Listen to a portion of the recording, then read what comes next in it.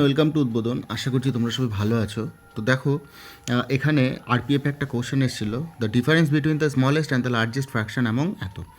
তো এখানে তোমার একটা ভালো জিনিস বলেছে 7/7, তার মানে এটা হচ্ছে 1/1, মানে এক এক হচ্ছে তোমার লার্জেস্ট, তাই তো এক হচ্ছে তোমার লার্জেস্ট, তাহলে স্মলেস্টটা বার করতে হবে। তো 1/1 এটা লার্জেস্ট যখন বেরিয়ে গেল, তাহলে আমি স্মলেস্টটা বার করে নিচ্ছি।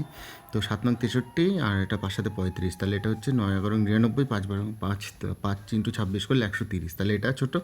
9 ইন্টু 14 করলে হচ্ছে তোমার সরি 130, আর এটা হচ্ছে 99, তাহলে 26 ইন্টু 14 করতে হবে। তাহলে 26 ইন্টু 14 করলে হচ্ছে 364, আর এটা করলে হচ্ছে তোমার 176, তার মানে 11/26, এটা হচ্ছে তোমার স্মলেস্ট।